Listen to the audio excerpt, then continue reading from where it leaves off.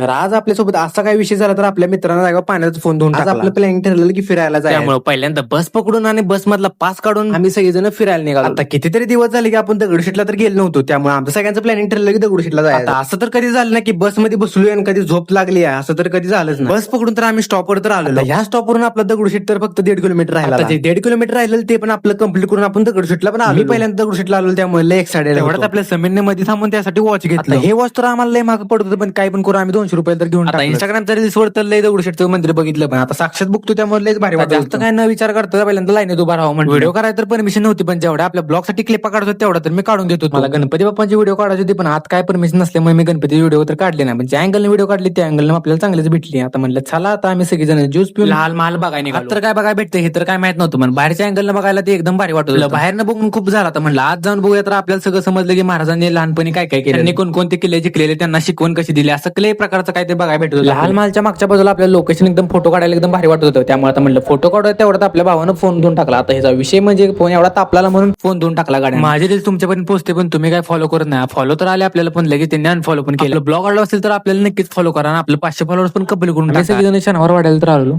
मी blog साठी क्लिपा काढतो, माझ्या मित्रांनी माझ्यासोबत स्कॅम अचानक कुठेतरी गायब झालेलं मला एकटं सोडून गेलं. तर कोण सांगणार की पुण्याचा बसचा पास तर माझ्याकडे पास असल्यामुळे ह्यांना तर माझ्याकडे 100% लागणार होते, त्यामुळे कसे पण करून माझ्याकडे आली. परत चला मित्रांनो, आता मी पण घरी कॉलेजमध्ये जातो, तर तुम्ही पण आपल्याला लाईक आणि फॉलो करून नक्की जावा. आपल्या भावात 500 फॉलोअर्स कंप्लीट करा.